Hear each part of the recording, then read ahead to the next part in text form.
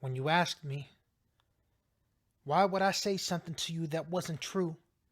My thoughts rolled by in a movie reel setting of every lie you've said before, and it led to my answer saying, it wouldn't be any different from the times you said things you didn't mean before.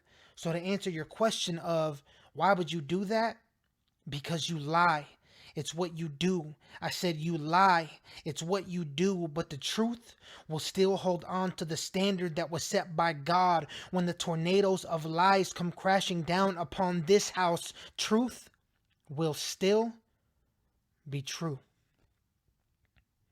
I love to reminisce on the times we've had.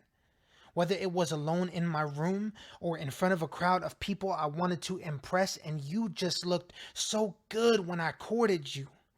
I'd be lying if I said I didn't miss it.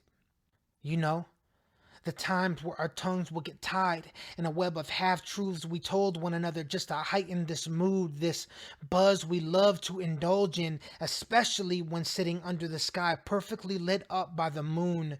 You were my everything. Especially when I decided that whole God and religion thing wasn't my cup of tea. You gathered a mixture of Jack Daniels and Coke inside of my favorite cup of iniquity to ease me in. I only fell for you under the spell of intoxicating drugs and liquors. Thou shalt have no graven images before me, but if I'm being honest, you and I were my favorite scripture. We painted a beautiful picture, made beautiful music that we swore was intertwined with true love. But the only thing true was the love you had for the day my paychecks came through and you spent it all. I worked hard, but you soothed until my ears were so filled with your elixir I didn't mind what it cost me.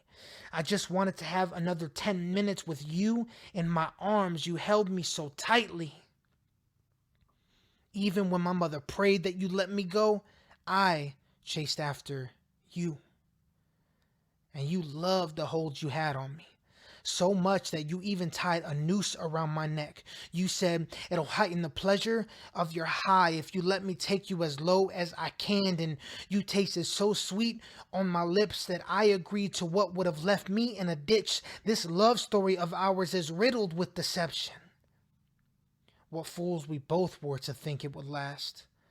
Little did we know there was something above our pay grade pulling us in a direction that would inevitably lead to two separate paths. He and I had a conversation when I finally took some time away from you. He explained to me that I was worth more than what you've been taking from me, and there was a purpose I was missing out on, but his hand was extended for me to accept what he's affectionately called his plan. But you walked in on our conversation, and in an instant it was cut short. You had all kinds of rebuttals and retorts for this man who was being kind to me by giving me a chance at being freed from these lows you've placed me in. Infuriated, I slammed my hand against the table and said, "Enough!" You smirked, as if you had a leg up on me.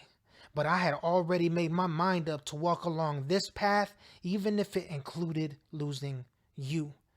So I came for my interview, admittedly improperly dressed, especially for such an opportunity.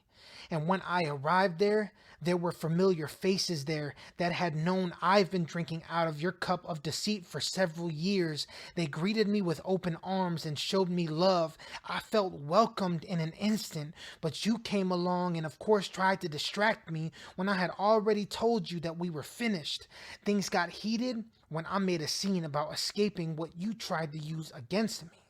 But something inside of me let me know if I left without accepting this offer, I'd die that night. I wasn't forced to, but I raised my hands high in search of moving past the ceiling I'd been under.